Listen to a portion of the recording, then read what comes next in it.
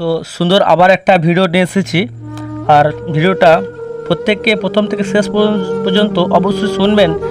কি আপনি যখনই শুনবেন, প্রথম থেকে শেষ পর্যন্ত শুনবেন, আপনি অবশ্যই খুশি আনন্দিত হবেন। আর এই বাক্যের মাধ্যমে ঈশ্বর আপনাকে অনেক অনেক আশীর্বাদ করবেন। তাই প্রথম থেকে ভিডিওটা অবশ্যই শুনবেন।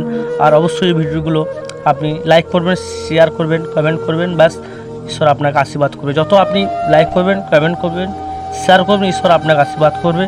আর আপনি এই ঈশ্বরের বাক্য শোনার মাধ্যমে আপনিও আশীর্বাদযুক্ত হবেন। তো শুনুন, যোহন 3 অধ্যায় 16 পদ। কারণ ঈশ্বর জগৎকে এমন প্রেম করলেন যে আপনার একজাত পুত্রকে দান করলেন, যেন যে কেউ বিশ্বাস করে সে বিনষ্ট না হয়, কিন্তু অনন্ত জীবন পায়। সত্যি খুব সুন্দর পয়েন্টটা তিনি আমাদের জন্য রেখেছে ঈশ্বর, যে কি বলছে, কারণ ঈশ্বর জগৎকে এমন প্রেম করলেন। ঈশ্বর জগৎকে এমন প্রেম করলেন। ঈশ্বরের মানে সত্যি ঈশ্বর আমাদেরকে এমন ভালোবাসলেন, যার একজাত পুত্রকে দান করলেন। কাকে দান করলেন? যিশুকে। আজকে অনেক মানুষ বলে তাকে কেন ক্রুশে দেওয়া হচ্ছে, তাকে কেন পেরেক মারা হচ্ছে, সে কেন মারা গেল? সে যদি সবই মানে ঈশ্বরের পুত্র হয়, ঈশ্বর হয়, তাহলে সে কেন মারা গেল? সে কেন তাকে পেরেক মারা হয়েছে? তো এটা তাদের মনে অবশ্যই প্রশ্ন আসতে পারে। তো আমি সেটা অনেক বড় বিষয়, আমি সেটাতে যাচ্ছি না। কিন্তু ঈশ্বর এই জন্য ভালোবাসলেন যেন আমরা প্রত্যেকে কি মানে পাপ থেকে পরিত্রাণ পাই। আর এই জন্য ভালোবাসলেন যেন আমরা পাপ থেকে পরিত্রাণ পাই। ঈশ্বর কারণ প্রথমে বলছে কারণ কি কারণে? ঈশ্বর কি সার্থক ছিল? ঈশ্বরের কোনো সার্থক নেই। ঈশ্বর কোনো সার্থক নেই। ঈশ্বর এই কারণে প্রেম করলেন এই জগৎকে, যেন প্রত্যেকটা মানুষ পাপ থেকে উদ্ধার পায়, পাপ থেকে পরিত্রাণ লাভ করে। তিনি এই জন্য বললেন, কারণ ঈশ্বর জগৎকে এমন প্রেম করলেন। দেখুন, এখানে কোনো জাতির কথা বলা হয়নি যে শুধু খ্রিস্টানরা আসবে বা খ্রিস্ট বিশ্বাসীরা আসবে, কিন্তু তিনি সমস্ত জগতের কথা বলেছেন। কারণ জগৎকে এমন প্রেম করলেন, জগতের কথা বলে সমস্ত মানুষের কথা তিনি বলেছেন। তো সমস্ত লোকের জন্য বলেছে, সবার জন্য বলেছে তিনি। তো যে কেউ বিশ্বাস করবে, কি বলছে? যেন যে কেউ তাহাতে বিশ্বাস করে, কি বলছে? যে কেউ তাহাতে বিশ্বাস করে সে বিনষ্ট না হয়। দেখুন, ফলো করুন, এখানে কি বলছে? যে কেউ তাহাতে বিশ্বাস করে সে বিনষ্ট না হয়, কিন্তু অনন্ত জীবন পায়। দেখুন, যিশুতে কি আছে না? অনন্ত জীবন, অনন্ত জীবন আছে। ঈশ্বর আমাদেরকে এমন ভালোবাসেন, তার একজাত পুত্র দান করলেন, যিশুকে দিলেন আমাদেরকে, যেন আমরা কি বিশ্বাস করি। আবার কি বলছে? সে বিনষ্ট না হয়।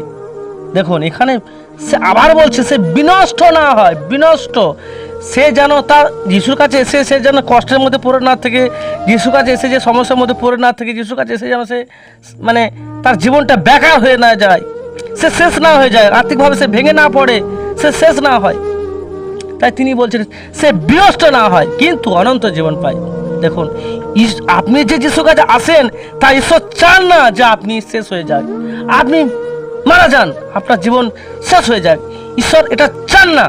ঈশ্বর চান যে আপনি অনন্ত জীবন পান। আর এই অনন্ত জীবন কিভাবে আসবে? যখন আপনি বিশ্বাস করবেন।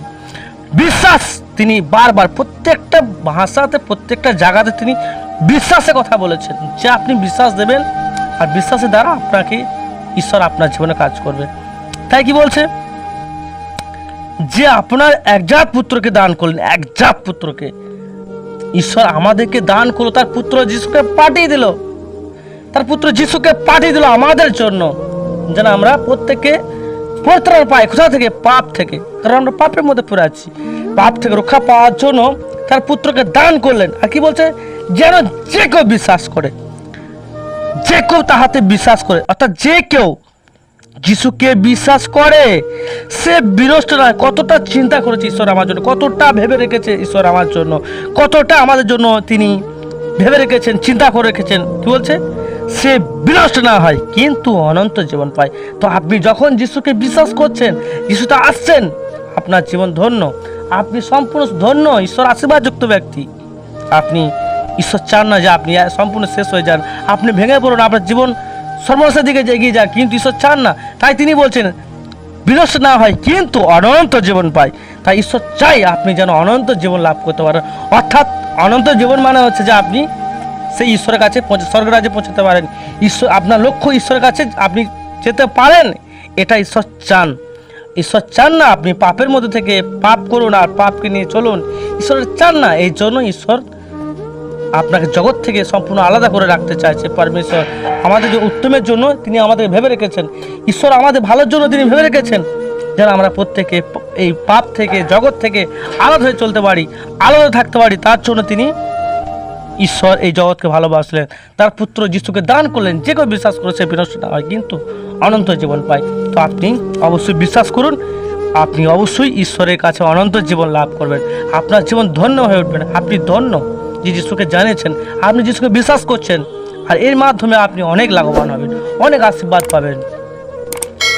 তো খুব সুন্দর, প্রত্যেক আশীষ করুন।